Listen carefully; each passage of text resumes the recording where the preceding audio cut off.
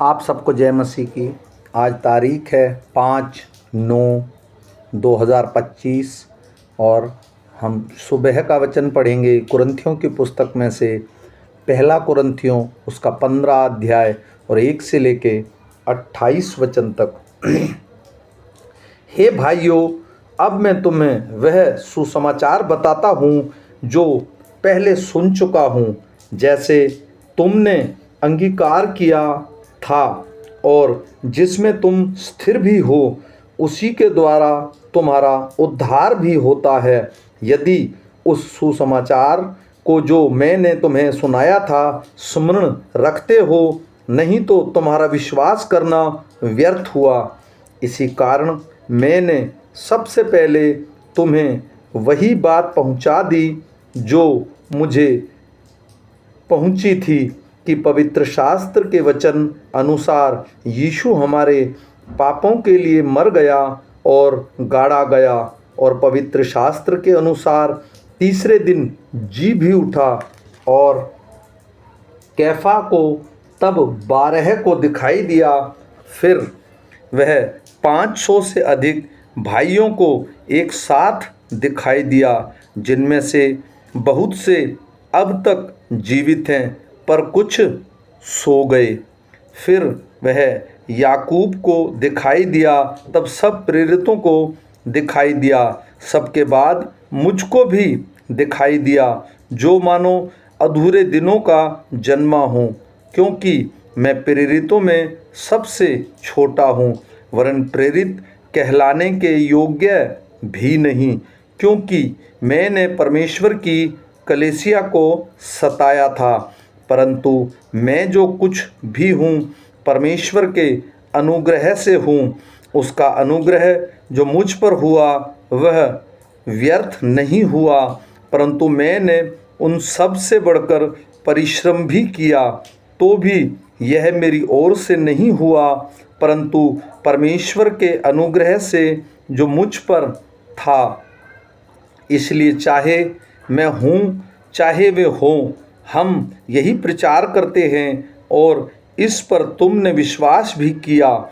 इसलिए जबकि मसीह का प्रचार किया जाता है कि वह मरे हुओं में से जी उठा, तो तुम में से कितने कैसे कहते हैं कि मरे हुओं का पूर्वधान है ही नहीं।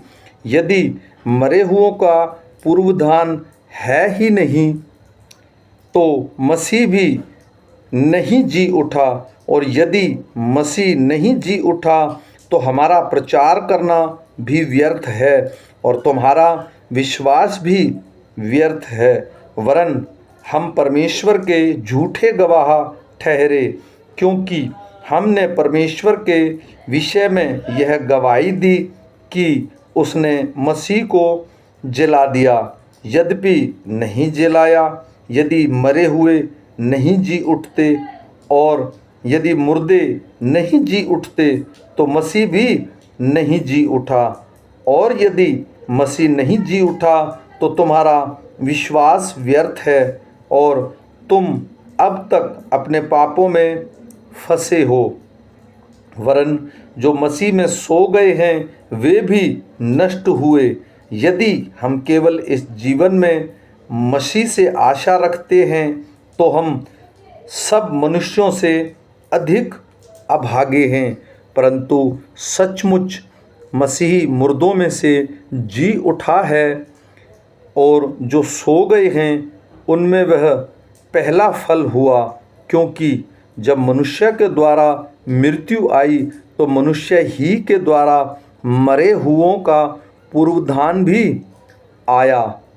और जैसे आदम में सब मरते हैं, वैसे ही मसीह में सब जलाए जाएंगे, परंतु हर एक अपनी बारी से। पहला फल मसीह, फिर मसीह के आने पर उसके लोग, इसके बाद अंत होगा।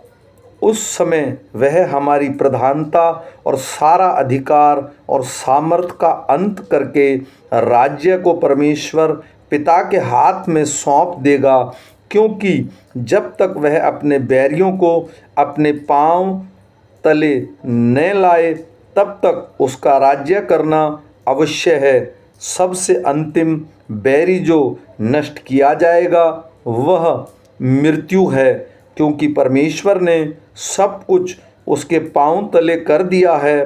परंतु जब वह कहता है कि सब कुछ उसके अधीन कर दिया गया है, तो प्रत्यक्ष है कि जिसने सब कुछ उसके अधीन कर दिया वह आप अलग रहा, और जब सब कुछ उसके अधीन हो जाएगा तो पुत्र आप भी उसके अधीन हो जाएगा, जिसने सब कुछ उसके अधीन कर दिया, ताकि सब में परमेश्वर ही सब कुछ हो।